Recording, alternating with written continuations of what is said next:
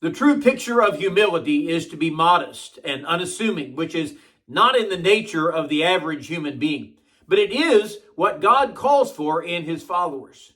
Good morning. This is Pastor Ernie Lewis of the Blue Point Church in Sisney, Illinois, with your thoughts for Thursday. When the Apostle Paul wants to give practical admonitions to the church in Rome, he begins in chapter 12 by calling for them to give of themselves as a living sacrifice to God. Then in verse 3 and beyond, he calls for how the church members should interact among each other. He says in Romans chapter 12 and verse 3, "For I say, through the grace given to me, to everyone who is among you, not to think of himself more highly than he ought to think, but to think soberly, as God has dealt to each one a measure of faith." Paul is certainly not making demands on the church, as he says here, "I'm only speaking through the grace that God has given me to direct your thinking and your actions." He tells the church and the individual members, everyone ought not to think of himself more highly than he ought to think. This is certainly a problem for all of us at one time or another, that we get the big head or we evaluate our worth at a somewhat inflated rate.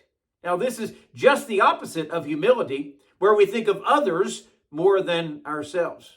And this can really be a problem in a community setting where one begins to think more highly of himself or herself, and they think that they're more important than others. They may even get the idea that their opinion or their ways, their decisions should be accepted by the body with a little bit more weight and a little bit more value than anyone else's. This call to be humble oftentimes reminds us that we are not the most important member in a body.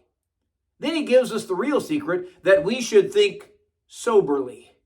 Now, I love that word, but sometimes when we think of being sober, it is like the opposite of being influenced by drink or drugs that may skew our rational way of thinking. But Paul is just calling for us to seriously evaluate our opinion of ourselves, being clear-headed, being moderate, restrained when it comes to our own self-evaluation. I don't think we need to put ourselves down or think less of ourselves, such as that one who has a really low self-esteem. For we are God's creation, and after all, we are a part of the body that has been placed there for a reason. Paul goes from this admonition to talking about God giving gifts to every individual in the church so that we can use them for God's glory and for the edification of the body. So let's take that humble approach today, especially when it comes to that self-evaluation, not thinking of ourselves too highly, but see how God has made us for his glory and certainly for the edification and the building of the church.